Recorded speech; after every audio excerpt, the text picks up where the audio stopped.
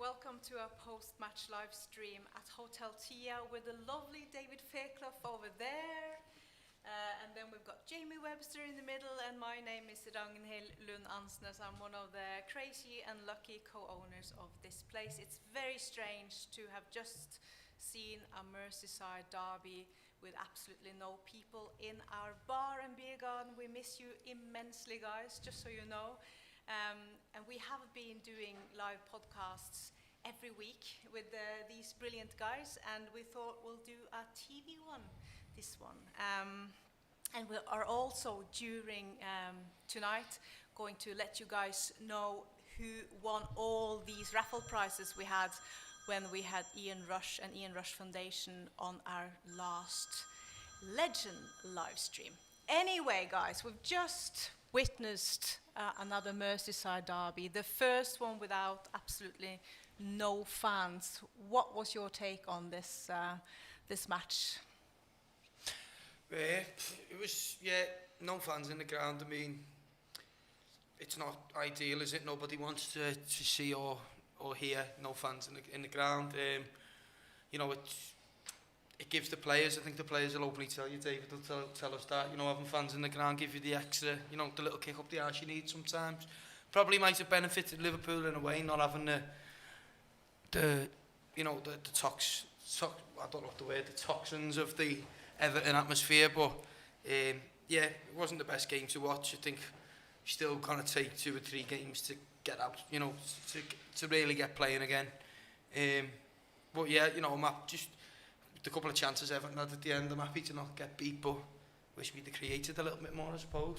Yeah, I think like Jamie says, I think the fact that there was no fans in the stadium perhaps helped Liverpool in a sense, because the intensity is not that quite the same. We always have a good representation there, but still Everton is a difficult place to go to. So I thought it perhaps favoured Liverpool really, but as we know, these were in strange times, and the fact that the players have had to pick themselves up and kind of hit the ground running at this stage of the season, it has been difficult, I think. And I think we saw that. I think there was a little bit of rustiness in Liverpool's combinations sitting early on. Some of the passing was okay, but then when they kind of tried to make an extended sort of link up, it fell apart a little bit. So Liverpool, whilst they won the ball well, they never really controlled it in the way that we know that it's possible for them. So I was a little bit disappointed in one sense. And, you know, Jamie said again, the couple of chances Evan had 10 minutes from the end, that was probably as nervous as I felt throughout the game. Never felt Liverpool were in any real danger until that point. But I thought we should have, you know, we should have probably created a little bit more. That was the little bit of disappointment that came out of the performance. Who do you think lacked that most force to create things that we normally have in the team?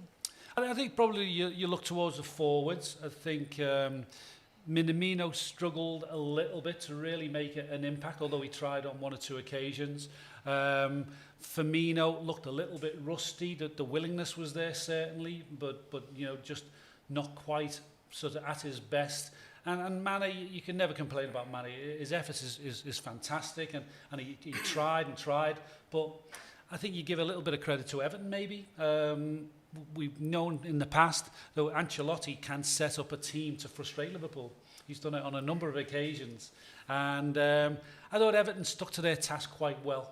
And the fact that we never really got beyond them that much, never put Everton under that much undue pressure. So Everton had to get something out of this game. And we were certainly, well, I would have said we were favourites going into it. But I think we struggled to really create good openings. This is only our second draw in the whole season, which is, you know, a massive disappointment when we were on such a great run.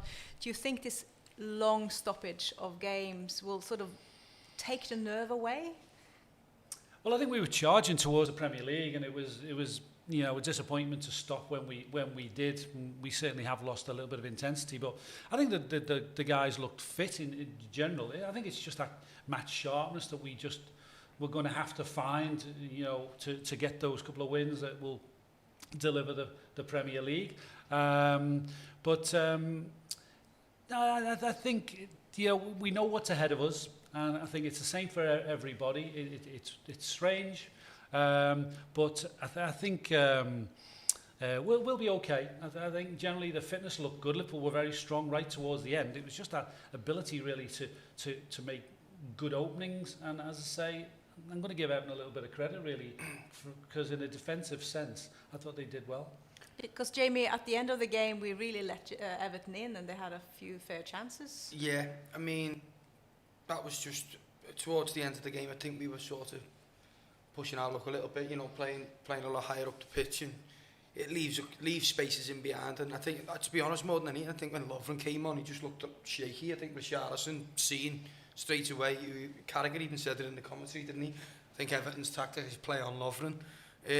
You know, I never really like singling players out too much, but I think you've seen a difference. Matty just looked comfortable in every circumstance throughout the game, and then Lovren come on and he looked shaky. You know, that's just the way it was. I think though, going back to the fans, I think probably not having the fans there may have benefited Everton in a way as well, because they sat back for so long and they let us off the ball for such long periods of the game. I think had there been fans in the ground, they might have urged Everton to come out a bit more and you know, maybe try and take the game to us. In, you know, in them circumstances, we can always pick. You know, there's more opportunities to pick holes and hit them on the counter. But yeah, it was a strange sort of game. I think from start to finish, just to watch, it just didn't really quite feel like a game. Certainly didn't feel like a Merseyside derby, but it didn't quite feel like a top flight game that we're used to seeing. Yeah, I think as I said, I think Ancelotti knows how to play against Liverpool as a rule, and I think he set up very much to defend. I don't think really that had the crowd been there, he would have played much differently.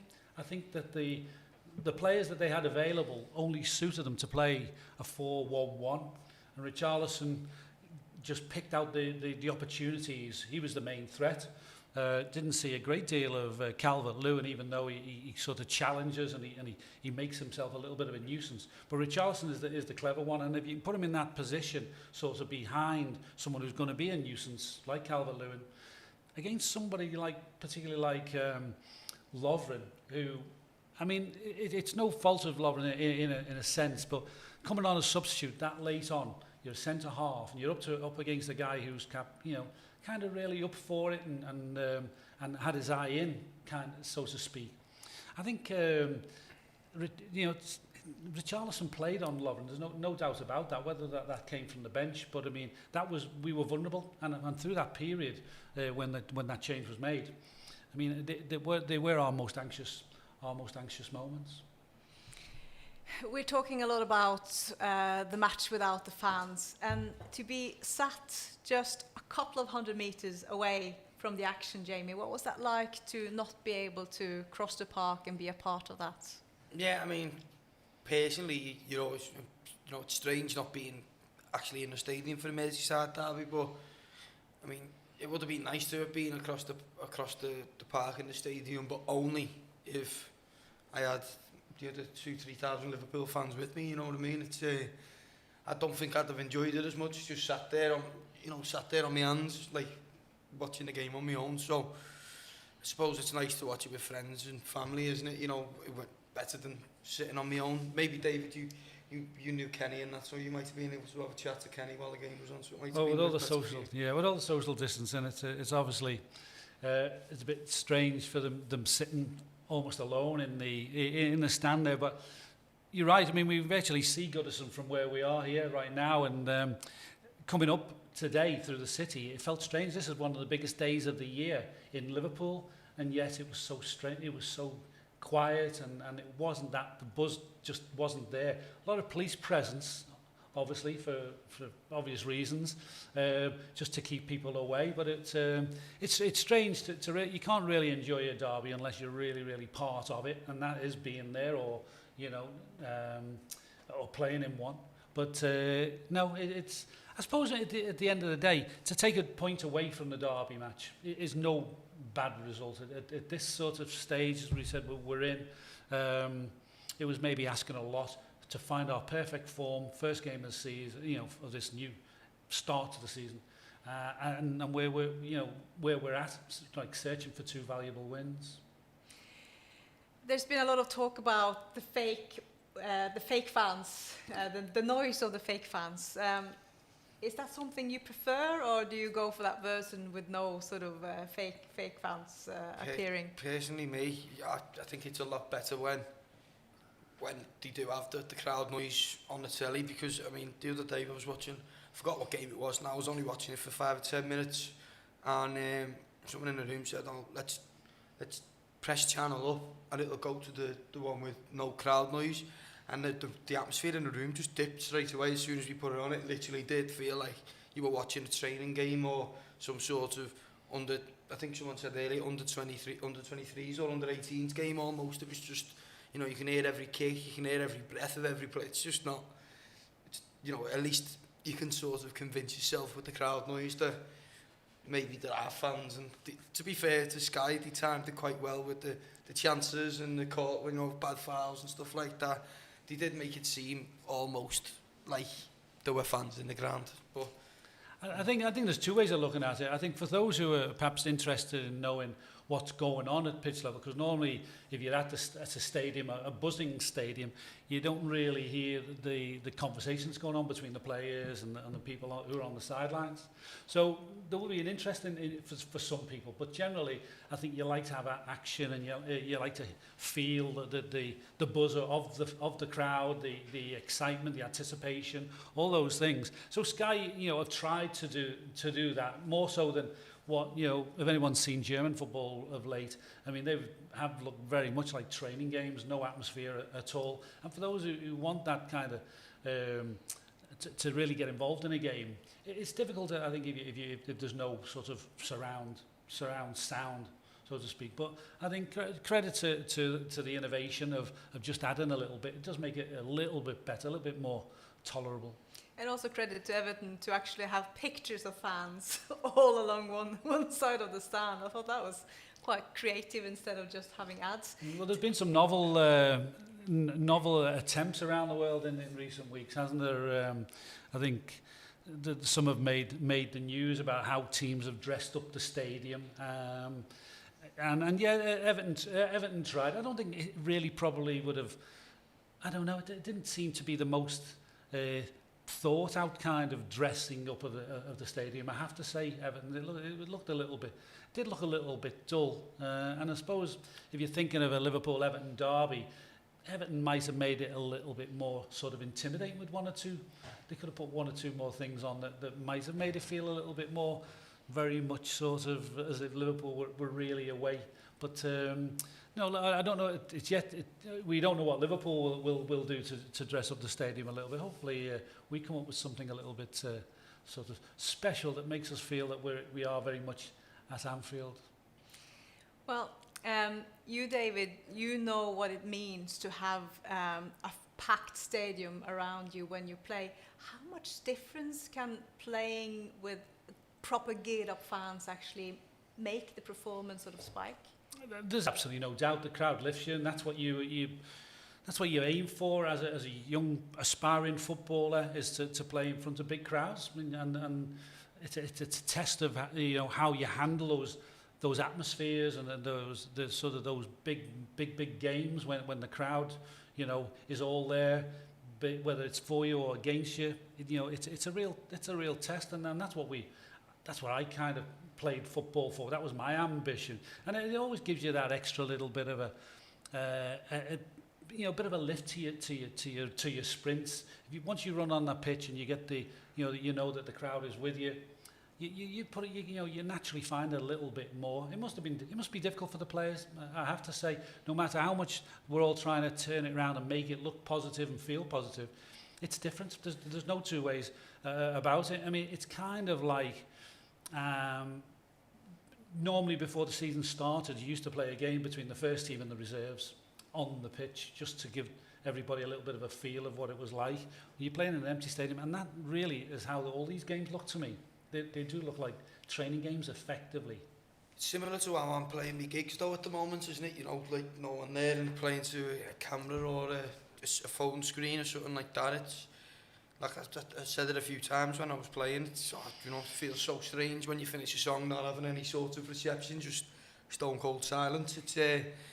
It's not something that I'll get used to quick, I'll tell you that, you know what I mean? And it definitely doesn't make the start of your performance easy. You know, if you can sort of get into it and put yourself somewhere else, the longer you play, then that's good. But first off, walking onto a set rather than onto a stage, it's very, very strange, and it put me off a little bit. So I can imagine, you know, playing a game like that, you know, where you're used to, especially Merseyside derbies, all these players will have been used to such a sort of knife edge atmosphere that it probably would have felt really strange and could have even, you know, put them off a little bit. I don't know. I think even if it's a negative response from the crowd, you know, it does do something to you. It changes you. You get a negative response. Well, next time I get it, I'll make sure I don't give it away. And you know, so you have to be in the crowd. I know Jürgen tried to put a spin on it some weeks ago, saying we all started off playing like this in empty stadiums, but you get to a level where then without the crowd, you know, it's detrimental, I think. I think it's a two-way game. You get so much energy from the crowd. I do believe that through this period that we're going through now with those last final rounds, it's going to give us fans almost like a little bit of an extra boost. I think football, the world of football, will probably appreciate us even more in the seasons to come, because we're now, it's a little bit like the grass is always greener on the other side, and when you don't have something, you desperately want it. Do you guys think that football fans will be even more appreciated and not taken for granted in the years to come after this? It depends it depends who's looking at it, I suppose, because you could look at it like that, but then I'm sure that some people sat at the top might think, well, how desperate are people to get back into my football stadium, do you know what I mean? Hopefully you'd like to think that every club who's played a game without fans now, you'd like to think that the people at the top of the club would give the fans a little bit more appreciation.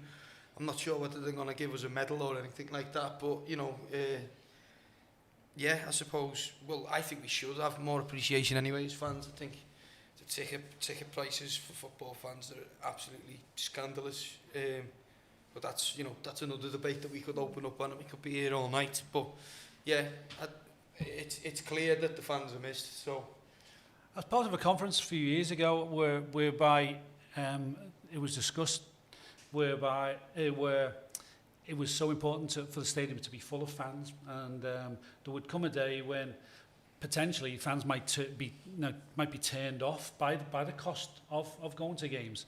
At which point they thought, well, football could still survive, but it can't without the fans, because I think certainly as a TV spectacle, I think if you turn on and watch a game, which I've done a few times with German football in recent weeks, seeing there's nobody there, you think, well, nobody's bothered to, well, in this situation they can't be there, but you think, well, who's interested anyway? You know, in a half-empty stadium doesn't make it a spectacle, and so I've not really locked into watching any of the German football really for any length of time, and I do think that now that this will show that certainly fans are a huge, well, they are the game, they are the lifeblood of the game, and they are to be respected. Now, whether or not that sort of makes a difference in pricing, perhaps for most areas, probably not, but I think there will be areas where it's important to, well, we're seeing it now with away fans. I mean, it's important to have a away fan representation, and the fact that they've made it £20 for a ticket for away fans in the last couple of years, I think is a great thing. Now, whether or not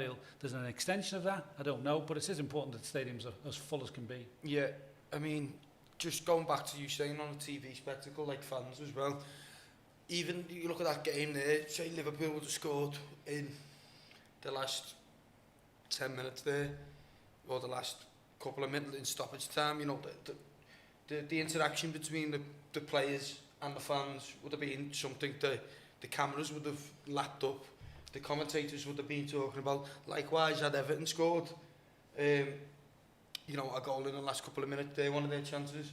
I think very different if fans were in the ground, because, you know, the celebrations on the pitch there would just be probably the players hugging each other.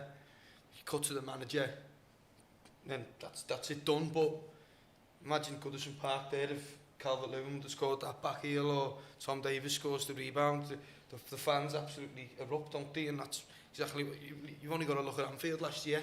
Origi's goal in the last minute, the absolute pandemonium around Anfield, and that brings Jürgen Klopp out then to then run onto the pitch and share that with. I think if there's no fans in the stadium, Jürgen doesn't do anything like that. He probably has a little shake of the fist. And I think we've seen down the years how I think where clubs have tried to fleece the fans, for want of a better expression, with overpricing, and Liverpool fans have been stronger than any fans maybe out there, and they fought against it and won. And it's important that Anfield, retains this incredible support that we have. So whether or not the pricing has to be a consideration, and hopefully I think in for the people that make those decisions in the future, they will now appreciate from this period, seeing that the fans are the lifeblood of the game. There's absolutely no question. There's a good question here coming in about you and Alisson, so we'll get to that in a minute. And if you watching this would like to ask the guys any questions, feel free to fire them over in the chat. I've got them right here, so we will include as many as we can. But if we look back on the Merseyside derbies, what's your favourite Merseyside derby, Jamie? I'd probably say the Sadio Mane winner just before Christmas at Goodison. That's my favourite Goodison derby, definitely. Just last minute goal, unbelievable celebration. Favourite Anfield one's probably got to be the 4-0, I'd say. When I think it was Roberto Martinez then lost his job, and the cop was singing Bobby Martinez, and it was just unbelievable display from Liverpool and a terrible display from Everton. And I just remember laughing for the majority of the second half of how little Everton were actually in the game. And yeah, topped the both of them. Andy Carroll 2-1 at Wembley, semi-final at the FA Cup. I'll throw a personal one in. The day I scored the winner against Everton, that will always be my favourite. But tell us about that before we go any further. Oh gosh, couldn't tell you all about that. I was be here all day. But it was great to obviously growing up with the Liverpool-Everton rivalry, to play in a derby and ultimately score a winning goal is something that will stay with you till your final moments, and it was special, and thankfully some people who were around have remembered it to me. So that was my personal one. But I think as a kid growing up, and there've been many great moments in derbies, but the day that we beat Everton 3-0 at Goodison, it's a long way back now. Emily Hughes scored 2, and Sandy Brown scored an own goal, I think. Emily Hughes scored 1, and Bobby Graham, I think. But the day that Sandy Brown scored an own goal for the 3-0, to beat Everton in those days 3-0 at Goodison was really unusual. And I think when I think back, and there've been many. The day John Toshak scored his first goal for Liverpool when we came back from 2-0 down at Anfield. So I think you can go on. We'll all have our different times through our years of watching Liverpool. I think we've been fortunate to have some really special moments. But it's a fantastic fixture. And it is such a pity that unfortunately this game has fallen in the period that we're in. It's totally. It'll be the only time I think that a derby will have been played with so few people there. But do you think Liverpool will fire themselves up after sort of feeling that flatness for the next game? We have Crystal Palace waiting on Wednesday. What can the boys learn from tonight to make us win this beauty a bit quicker? Well, I think as we know, in a normal season, the team goes through a period of warm-up games, and the level of competition is increased, and that ultimately gets you to the point where you're ready to begin the Premier League season, and there will be a little bit of sort of the lads won't be quite as sharp as we would like to see them, so they'll benefit from today, no question about that. And Jürgen will have learned a lot, that's for sure. One or two players who didn't feature, likes of Salah, Robertson, will hopefully be back in the frame for the Palace game on Wednesday. So it's an important run out, and to be tested against somebody like Everton in this at this point, I think is no bad thing, really. So we need to do the Alisson question here now. This one is from a lady, hang on, sorry, no, Annette Johansen, obviously from Norway. Hey Jamie, when you met Alisson for that interview, you played some songs together on the guitar. You promised you would make a song together if we win Champions League. Will you do that? No, she's wrong. Sorry. Was it the league? It was the Premier League. People always get confused with that, and I've actually had people come up to me quite upset in the past that I haven't played this gig with Alisson or haven't written this song with Alisson. And honestly, it was the Premier League, because I actually said if we win the Premier League, you'll witness something that no one's seen here for 30 years. And that was it's been 14 years at the time since we'd won the European Cup.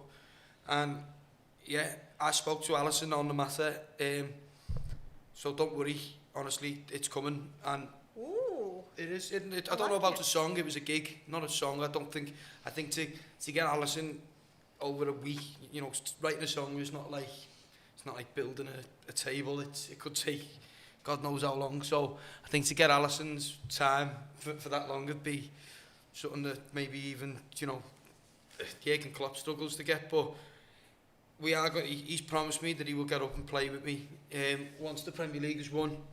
So I've asked him a couple of times now since I've seen him, and he said, yeah, don't worry, a promise is a promise.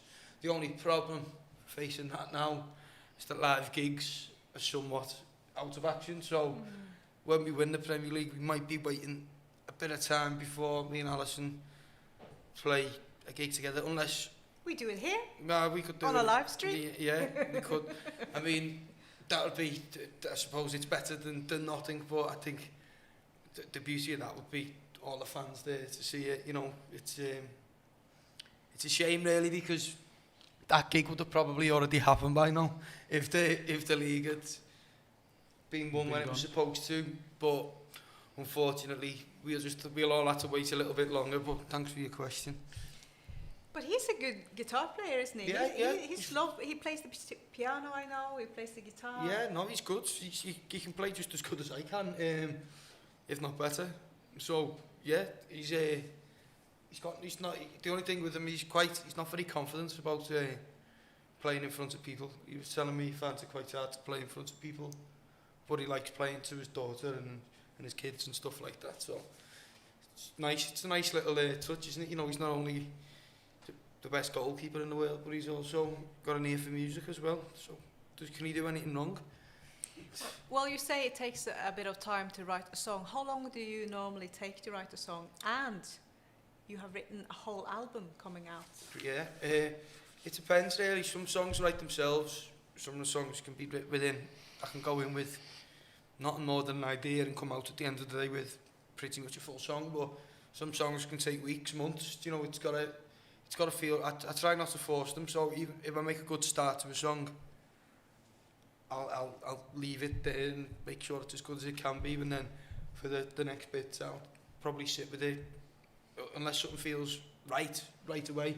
Your style will know what I'm talking about. Sometimes you just know that it's right, and when it's not. So it can take. It's like how long's a piece of string? I suppose it's the same answer to that question. It can be as long as it is, but the album took, well, some of the songs in the album I've written when I was 19, some of the songs I've written when I was 21, and about 8 of them I've written in the last 6 months, but I had to choose from about 30 songs. Wow.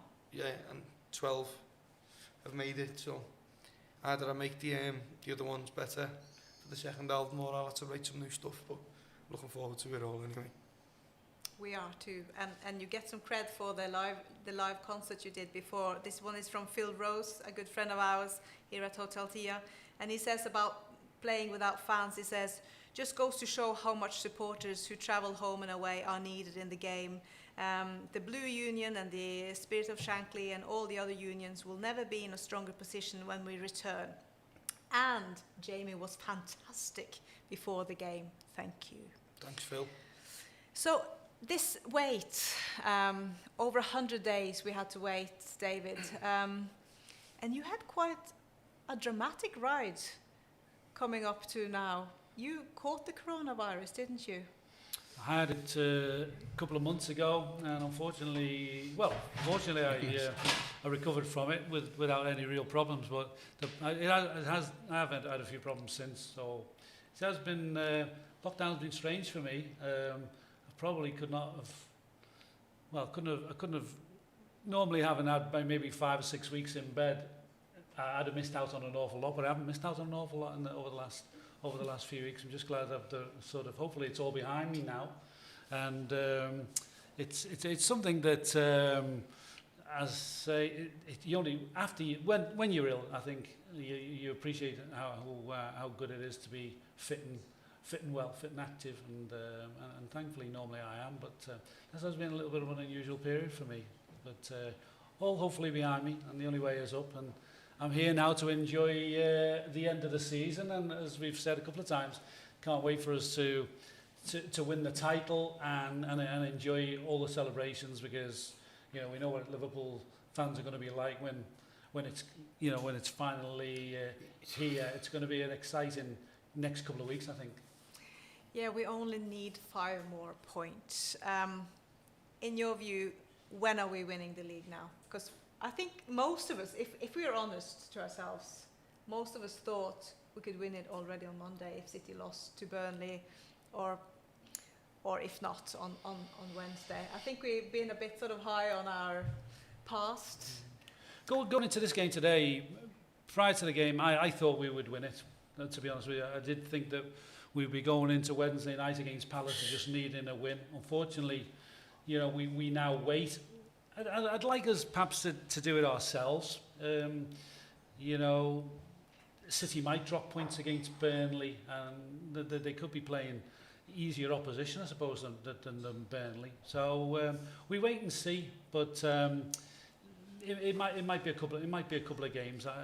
City at the moment, saw them against Arsenal the other day. They look as if they're strong enough to beat perhaps the middle of the road teams. I think it's going to take a really good team to take points off Man City. Yeah, it might be nice for it to come down. It's the City game after the Palace game, isn't it? So you never know. It might be nice to beat them at the Etihad and take the title there, But you never know. Football's football, isn't it? It could drag on for a couple of games, and you never. But I imagine certainly after the City game, if it's not won by then, it's not going to be long after, because we'll be into our flow then, and we'll be match sharp, and I don't think any team in the league other than City is, besides that one slip up at Watford, I don't think any team in other than City is capable of beating us at this moment in time. Yeah, I think it would be fantastic to win the league at City. That would be kind of I don't know, not poetic justice or something, but it would be that would be a great achievement to beat City there, and that be the moment that we clinch it. I'd take that.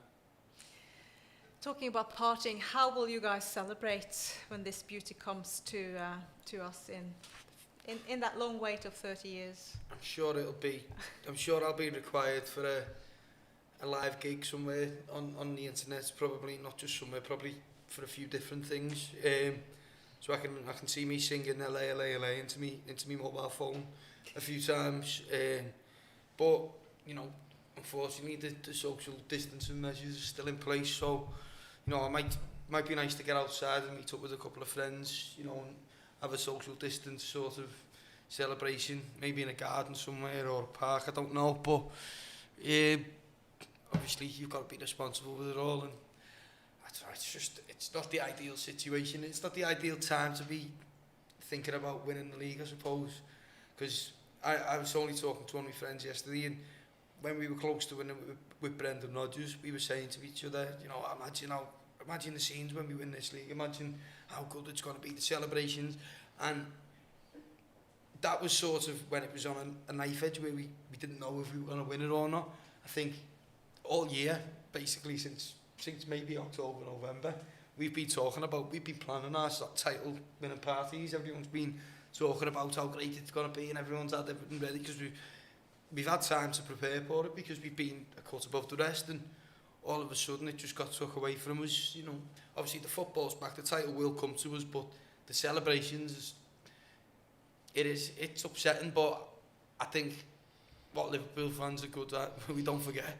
So when the time's right for us to all be back in a room together, I'm sure that the real celebrations will probably start then, even if it is a couple of months too late. Yeah, because Jürgen Klopp has promised us a parade eventually, and we will eventually have that end of season party here at the hotel. I mean, it's got to be celebrated. We've had such a good season, and even though we have to wait till it's safe and legal to do so, of course we have to celebrate.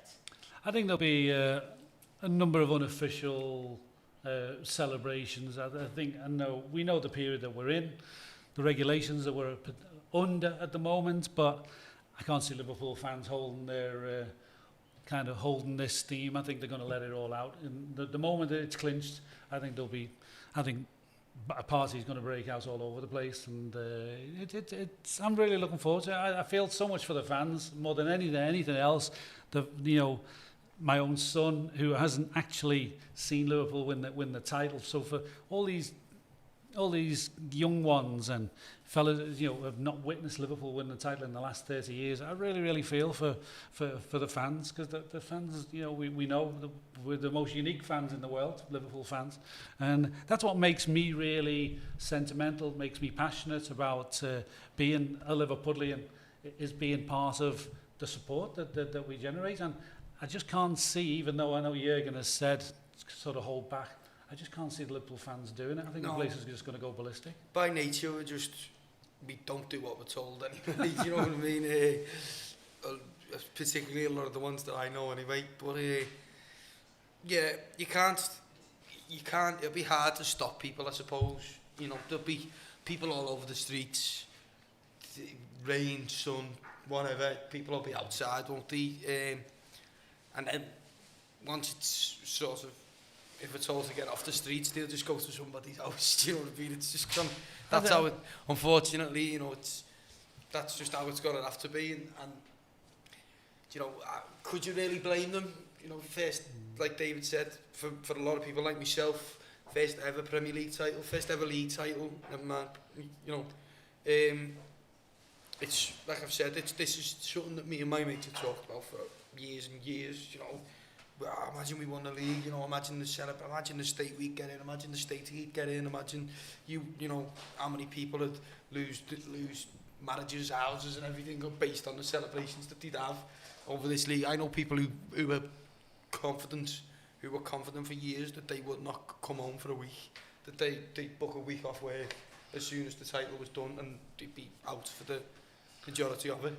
I think Liverpool fans are going to be unbearable, there's absolutely no doubt, and I think that's why half the country are fearful that Liverpool win the title, because Liverpool fans are so many. I think the thought of it does make me smile. I think it's going to be fantastic. It's imminent. There's absolutely no doubt in my mind. It's imminent, and I can't wait for the moment. I only wish it would have been on Wednesday night. It still may be Wednesday night, but it can't come quick enough.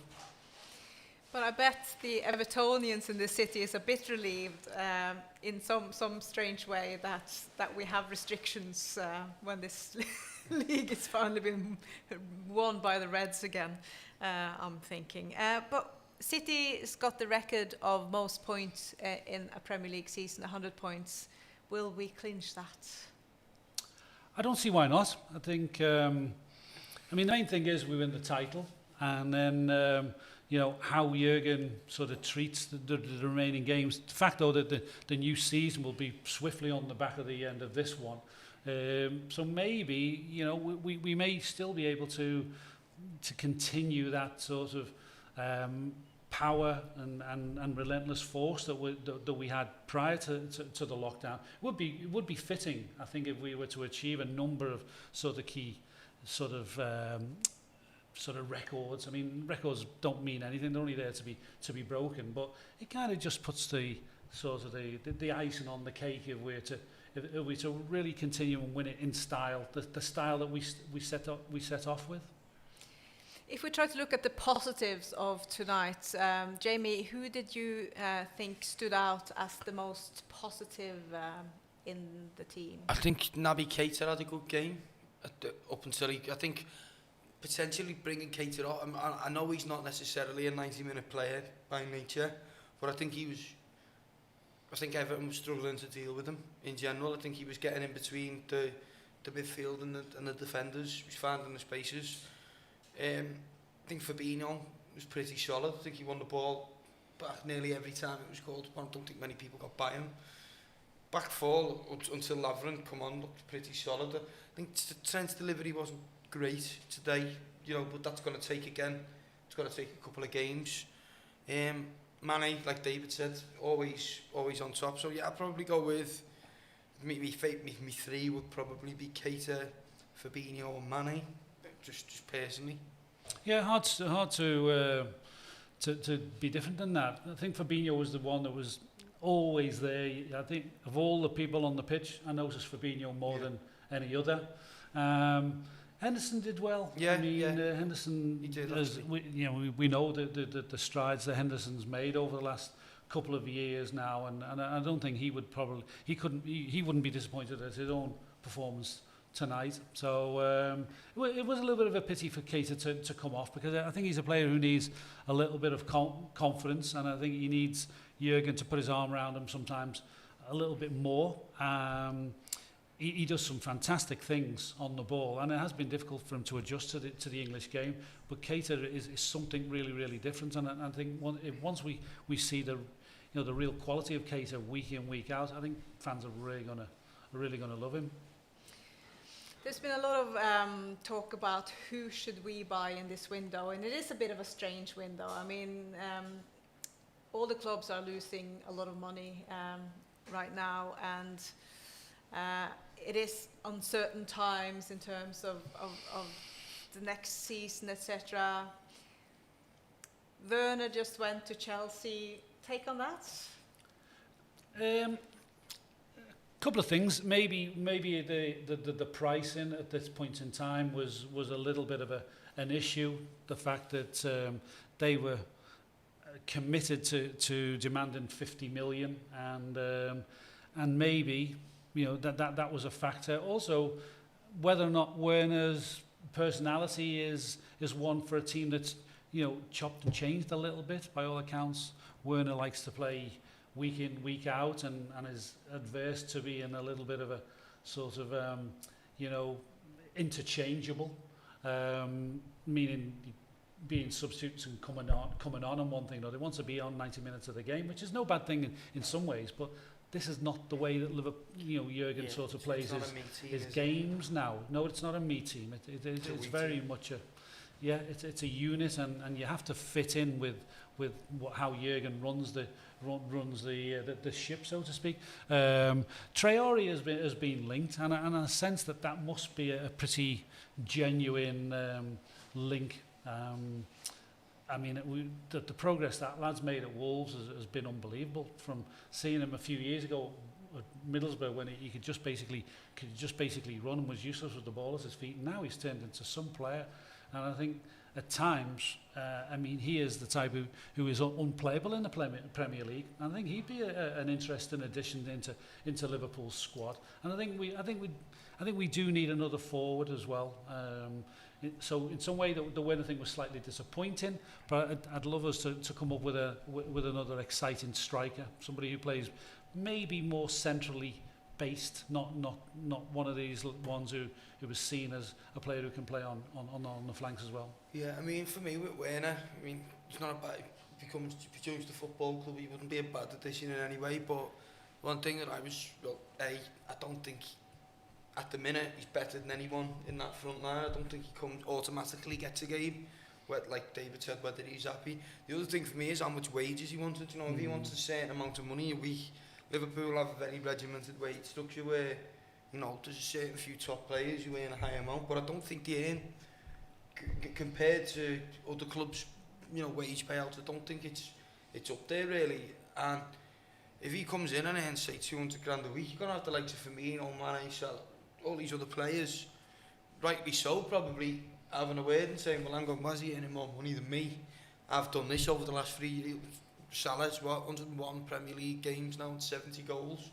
Do you know, these are all things that are going to come into question. And, yeah, it's, like I say, one bad apple is not necessarily worth upsetting this apple cart at the moment, because everybody, I mean, one thing that's great about the team, other than the football, is how together they are.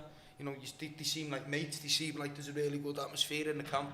Even the manager, you know, everything seems really, really good. I mean, even from someone like me who's been on the inside of things, I could tell you things seem really good, and that's when there's no cameras there. So, you know, I think, like David said, I think Jürgen Klopp, I think to play for Jürgen Klopp's team, you don't only need to be a certain standard of player, but I think you also need to be a certain type of character as well. And, you know, you have to have a certain way about you, a certain level of professionalism, I suppose, as well. Which is obviously why he takes so well to the likes of James Milner, who's an unbelievable professional. You know, Jürgen's a massive fan of James Milner, and he'll always be a stand-in for Jürgen, I think, for as long as he's at the club and as long as Milner's legs can go, I suppose. But I'm not worried about who we sign. I think we will sign where we need. Don't think Jürgen's stupid. I think if the funds are available, made available to Jürgen, he'll go out and get what he wants. I think he's a man who seems to know what he wants. You know, you only got to look at year by year. The couple of little additions that we've made have just gradually made us that better team. It was certain after the Champions League final that we needed a goalkeeper. He went out and got the best goalkeeper in the world. A year later we won the Champions League final. So I've got all my trust in that man. I'm not worried about Timo Werner joining Chelsea too much. I think if he wants to, I think for the player, his development would have been a lot better for him coming to Liverpool and working under Klopp and his backroom staff. But if he wants to go for the money or whatever else, that's up to him, isn't it? But we'll be all right. Yeah, one player that I sometimes forget that we bought is Minamino. Minamino, sorry. And Darren, who is a brilliant quiz master, well, not a quiz master, but he always wins our quizzes here at Hotel Tia during match weekends. He says, thought Minamino was unlucky to come off, but doesn't seem there's a position in our system for him. He's not a right winger. Thoughts? Yeah, I don't think he's particularly a right winger. I have to say, when we got the news that Liverpool were making a substitution at half time, you know, there was no doubt that it was going to be Minamino. I don't think he made much of an impact, and it could be it is a tough game to play in, a Merseyside Derby, whether it's with a crowd or without a crowd. The intensity of it and the spotlight on you in a derby match is quite severe. So wasn't an easy game for Minamino. I think what we've seen in little sort of cameo appearances, I think he's got something to offer. He's one of those players who is probably not adverse to being a squad member, and he could come and do a few jobs for you. So I don't see him as really making his way into being in the first 11 just yet. But at the moment, being a squad member, I think he's useful. But I would have changed him at half time personally. I think he had that flashing shot early on, and it wasn't the wrong decision actually to have a go. The shot wasn't quite as accurate as he would have liked. The idea was okay, so he's got an eye for goal. There's no doubt about that. But I don't think this was the easiest of games for him. Yeah, I think in general, I think he's bright. I think he knows what he wants to do with the ball. I think his ideas are good. You can see the intelligence and the techniques there. I just think for me, I think physically, I think he struggles a little bit still. I think he looks a lot better than he did when he first come in a couple of months. But I think we spoke about it before. I think on the podcast, I think you look at the difference in likes of Origi since Klopp come in. You know, he was very, very slender and he seemed to fill out a bit, and that's when he had his best run of form under I think. Look at Mane as well. He's yeah, just Mane, so muscly under Klopp. All these players that I think Minamino's got to sort of follow suit. I think even Trent's a bit filled out in his stats here a little bit now. I think he was just a little bit behind. I think physically, that's all. I think he showed some good ideas, some good initiative, like you say. Tried his best to put himself about. He wasn't necessarily lazy in any way. He worked hard as anybody in the first half, but I do agree with David and think that I would have personally took him off. I personally would have, I know he's been injured and stuff, but you're playing, if I was stood in that dugout, Mo Salah would have been on the pitch, certainly after 45 minutes, if not at the start of the game, because it's the fear factor with Salah. It's the fullback is constantly wary that he's there, you know, he's hesitant in what he does, he's constantly thinking about Salah being, it's not only Digne, I think any fullback in the game today, you see the difference when Salah comes off the pitch. Teams tend to take a higher step and try and come at us a little bit more, because the fear factor of Salah running in behind is gone. I think the combination between Salah and Alexander-Arnold is crucial, and we know it works for Liverpool, you know. So even Salah just being there as a distraction to the opposition, I think it would help Liverpool a lot. We don't know exactly where he's up to in terms of his fitness, because there was a question mark over him for the week leading up to this game. So it's always difficult to be entirely sure why he didn't feature at all in the 90 minutes. But I suppose if I was picking the team before the game and I had there was no Salah, I probably would have had Oxlade-Chamberlain in from the start. I think that would have been an interesting sort of decision. I was kind of surprised to see Minamino get the start ahead of him. Yeah. But if we look back on the first 30 rounds, who has been your key player for this season being so successful? Well, I mean, Alisson is fantastic.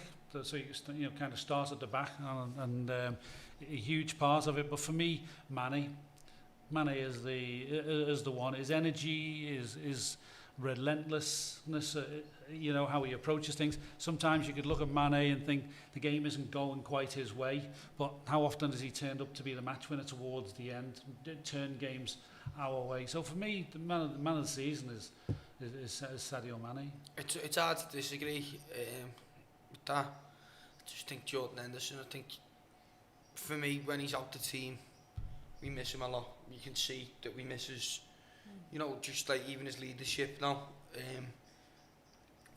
Henderson's been my number. I just think he betters himself time after time.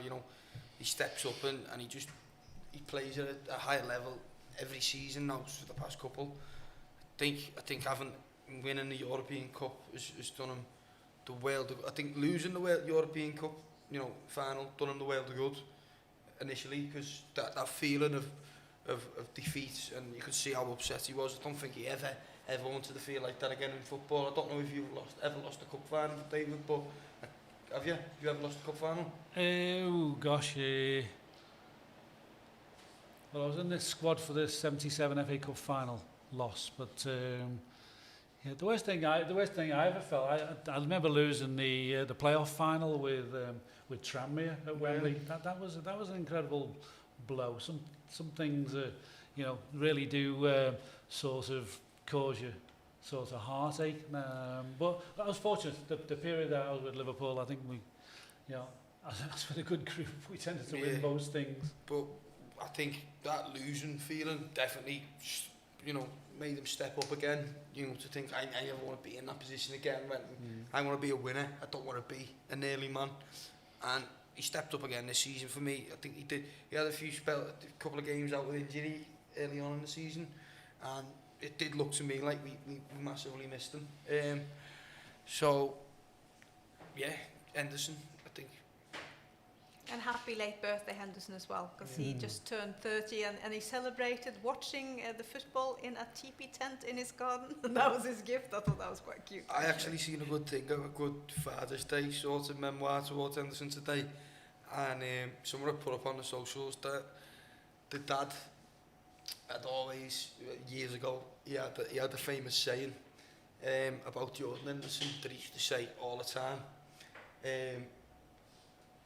Probably since he took over as captain, maybe, and it was, we'll never win anything with Jordan Henderson in the team, or I don't know if we'll never win anything with Jordan Henderson as captain. And so his son done him like a card, and a cake, and he sort of we'll never win anything with Jordan Henderson. He writ on the cake, and then at the top of the cake there was 4 the pictures of him lifting the European Cup, the Super Cup, and the World Club Cup, and you know the Premier League's obviously going to come. So I think for me, Henderson deserves so much credit because he took so much stick early on. I think even when he came into the team, he was playing wide right. That's not his position. And then obviously filling Gerrard's shoes, I don't think there could have been a tougher job for anybody in football. And he received it, and even by where I sit in the ground, people were calling for his name for a long time. I think he's finally silenced every single critic now. You know, there's no doubt that he's Liverpool's captain. There's no doubt that he's where he belongs. And, you know, it looks like he's going to be the first Liverpool captain to win the Premier League. Could he be the only Liverpool captain to lift all of them? Yeah, because we've never won the World Club Cup. No. So he could potentially, he will be theoretically, if you're just going on individual trophies won, could be the most successful captain in terms of the different trophies won. Obviously not the amount, because in David's day, some of the captains, couple of the captains didn't get a chance to play in the World Championship. So the likes of Edmund Hughes and what have you, Tommy Smith and stuff. So they've been great captains, but he's made the most of the opportunities that he's had, and obviously being under the guidance of such a manager like Jürgen Klopp, I think it's been good fortune for all these lads. I mean, it's a special time to be a part of, and when you've got a manager who is so competitive and won't let anybody sort of drop their standards, I think that's really, really crucial. So I think they'll all look back and think how lucky they were to be playing in this time of Liverpool's sort of history. And he's such a character too, just to go out on LFC TV and say that during lockdown he's finally learned how to operate a dishwasher and he's learned how to tie a tie, and he's learned how to cook scrambled eggs at the age of what, 53? There you go. It's he's such a wonderful guy because he's just so laid back and not very sort of full of himself, or how should I say it? But you live close to him and you keep bumping into him every now and then. I met him a lot in the early part of lockdown when I was up and about, and had some good conversations with him, which was really nice, and he became much more familiar. I'd met him a few times, but not as many times as I've done during this period, and those conversations got a little bit longer, and it was interesting to talk some different things with him. You know, I think on occasions you meet people and you're kind of a little bit intimidated. Obviously, you know, having that little period of chats and things was nice. He's a great person. You know, he's made a great impact in the area that he lives in. A lot of people have all appreciated it. You know, he talks to people and people love him. He genuinely love the guy. He doesn't seem to do much wrong, does he? So can you tell us one or two of the behind-the-scenes stories you've been talking to Jürgen Klopp about when you've been out and about, getting some fresh air? We talked about golf and we talked about football. I talked about his support of Stuttgart, and we played Stuttgart some years ago. I asked him whether or not he might have been there at the game as a young lad. And he wasn't there. He remembers the game, but it lives too far away. It was all a little bit sort of something that I've been intrigued to ask him, because his heroes were playing in the Stuttgart team at the time. And I remember playing there. The game was a bit of a, I don't know, you some things do stand out in your career. So I was interested to know whether or not he might have been there and might have watched Liverpool, and what would, you know, he could never have dreamt of maybe all these years later, sort of maybe, but he hadn't played it. And we talked about his love of the racket game that he plays, and told me some plans there for a local. He's having the court set up locally, so might get a chance to take him on. I told him I played a little bit of tennis in the back garden, so yeah. So it's all been good, and you know. He was very normal, like a lot of people in the early days of lockdown, looking for things to do, and generally that was walking the dog. Brilliant. So we've got this one signed by his lovely right back, Trent Alexander-Arnold, and one of you guys who are donating a little volunteer ticket fee for Jamie's concert or this live podcast will get this today. You can send a little donation to PayPal. It says on the screen, or to Vips if you are Norwegian, and this one might be yours, and it is genuine because I got Trent to sign this, so I can promise you it is real. Another thing that we are going to give out, you just mentioned Tommy Smith. Look at this man. That's a great picture. I saw it before. And this picture is actually given to me by Tommy Smith's son, and this is one of the last pictures he actually ever signed before we lost him to dementia. So I got a little stack of these. They're very, very special to me. And one of you guys will be randomly drawn out among the donations, and we'll be getting that picture of Tommy Smith. It's beautiful in a frame, believe me, I have one. There's not many of them there. And also we will be drawing out some of our merchandise. I love this one. This was when Shankly turned 100. We have a spike picture of this upstairs in our players' lounge. And it's one of the favorite sayings of our co-owner, Tage Herstav. We all dream a lot. Some are lucky, some are not. And then we've also had live streams going every weekend during lockdown with Liverpool legends. David and Jamie's been on as well. And throughout these live streams, we've been doing raffles from the donations. And for the last one, we did Ian Rush. And Ian Rush really, really cares for the likes of the cases of Tommy Smith and other players who struggle with their health, who are a bit isolated, struggle financially. And as Ian Rush said, David, that a lot of the Liverpool legends or the ex-players, they don't want to talk about it. They're too proud to really say they need help. So Ian Rush has now, based actually on our live stream, set up a fund within Ian Rush Foundation to help ex-players in need. So we've had incredible amount of donations, and it was so moving, and I can't thank you guys enough for the donations you sent in that will be going to help the ex-players through Ian Rush's fund and Ian Rush Foundation, and also to help Hotel Tia survive this lockdown. We've been now closed for 3 months. There are a little bit of some sunshine in the end of the tunnel. From 4th of July, we believe we will be able to open this bar and the beer garden, but you've got to book, by the way. You've got to send an email to stephen@hoteltia.co.uk or call us if you want to have a table on all the LFC matches or weekends. That will be the regulations from the government. So, but we will have a little bit of life in here again, and we've missed you guys so much. So we've got tons of prizes from that, and I would love you to help me draw. So in that cup, that beautiful big ear, we will have raffle tickets. Don't look. But first, one of you need to stick your hands in there and draw out, spin it around, and draw out the winner of the main prize, which is this great picture signed by 4 of the players that won in Madrid. So Trent, Henderson, and Robbo and Milner have signed this. You can read that name out. I think it's a...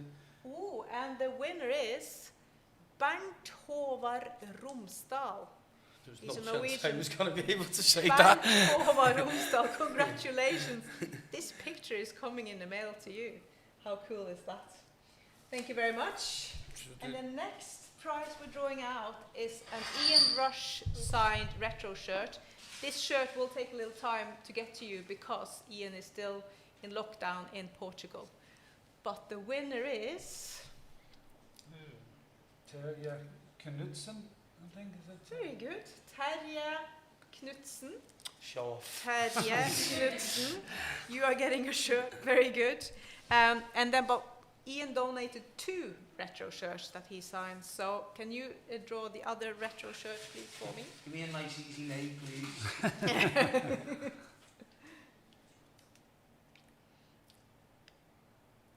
Is that Christian Lewis? Yeah. Ooh, it's a lady that I actually know. Kristin Lenes.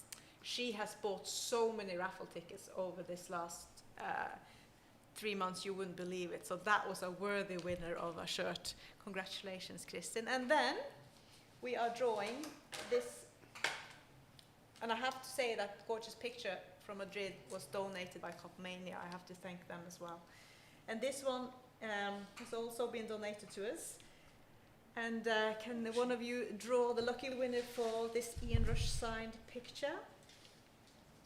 Donated by Rob O'Brien in private signings, Liverpool signings, Facebook.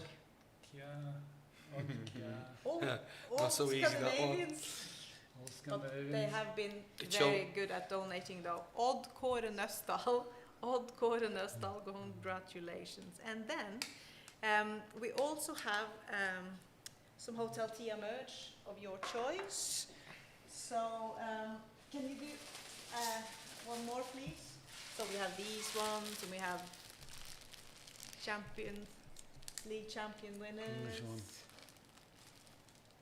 Tore Aston. Tore Åsen. Yeah, is that? See, the Norwegians are crazy about donating. They've donated so Is much. this Tore from? Tore Åsen. Is this my friend who does the LFC? No, No. that's Hansen. Oh, Very close. Yeah, I thought it was. Thought I And pulled then- that to make the. Final prize is a choice depending on what language you read, a Norwegian or an English version of my latest Liverpool book, Liverpool Captains. Exclusive interviews of 16 of the last Liverpool captains in It's there. a good read. It's a very good read. Jan Holten. Jan Holten. You get all the easy ones. No, Yeah. Very good. Jan Holten runs the supporters club in Bodø. Top smashing man. Congratulations, Jan. Very good. All right, that was all for today. Yeah, brilliant. We have another 8 rounds, guys, to warm up and get back into the rhythm. Do not fear, we will soon be finding our superb form and enjoying our football again. What a summer we have ahead of us. Before July, we're going to finish off 9 more rounds. Well, What do you look most forward to? Which games? the one that brings us the title. Fair enough. Yeah, I was looking forward to the Palace game on Wednesday. Hopefully that brings us the title. Alternatively, Manchester City is going to be a big fixture. Yeah. And if you guys want to catch up on the whole season of podcasts, you can do so by going to any of those major platforms and search up LFC Talk at Hotel Tia. They're all free, they're all there to enjoy. There's plenty of stories behind the scenes and some in front of the scenes, I suppose. That's all from us. Have a great end of the season. Up the Reds. Bye-bye. Ta-ra now.